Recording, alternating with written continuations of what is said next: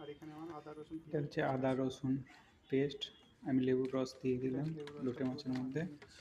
এটা মাখিয়ে নিয়ে বেশ কিছুক্ষণ রেখে দেবো। এই পরিমাণ মতো একটু নুন দিচ্ছি, হয়ে গেছে। এবার নুন আন্দাজ মতো। এটা আমি চামচ বা কিছু না, আন্দাজ মতো নুন আন্দাজ মতো করে নিচ্ছি। একসঙ্গে মেখে এটা নুন আর লেবুর নুনটা দেওয়ার কারণে এর সামান্য থেকে ছেড়ে জলটা দিলাম, বেরিয়ে যাবে। জলটা জলটা বেরিয়ে একটু গেলে বেরিয়ে যাবে। তারপরে আমি তারপর আদা আদা রসুন রসুন বাটাটা দেবো। তো বাটাটা আমি দেবো। এবার আদা এর রসুন মধ্যে দিয়ে পেস্টটা দিলাম আবার আদা পুরোটা দিয়ে রসুন দিচ্ছি। বাটা। চামচ দিয়ে আমি হাত দিয়েই সব কিছু করি, ঠিক আছে।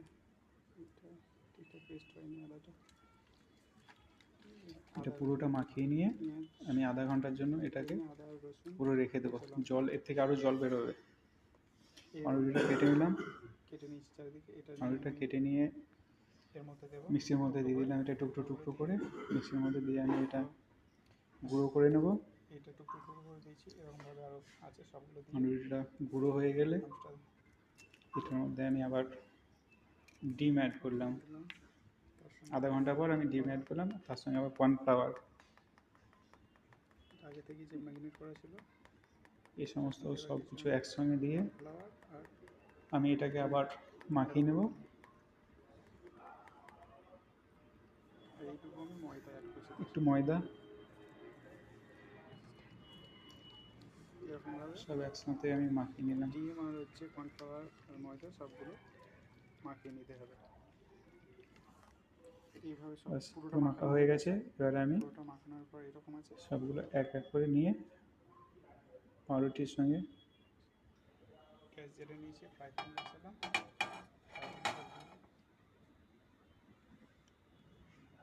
ফ্রাই প্যানে আমি তেল দিয়ে দিয়েছি, তেলটা সবগুলো গরম। পাউরুটির সাথে আমি তারপর আমি এক এক করে মাছগুলো ছাড়বো। রেডি এক করে এক নিয়েছি পাউরুটিগুলোর মাছ সাথে। এবার ভাজছি। ছাড়ছি।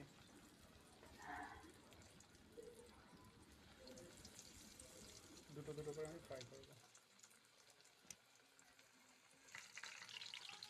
আমি এক এক করে সব তুলতে নেব।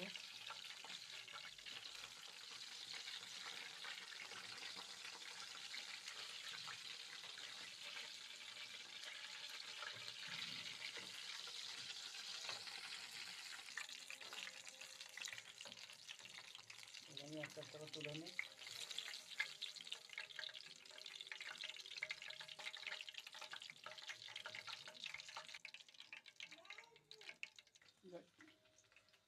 এটা পুরোপুরি আমি এখন ফ্রাই করছি, পুরো হয়নি। 5টা আপাতত করেছি, দেখুন লোটে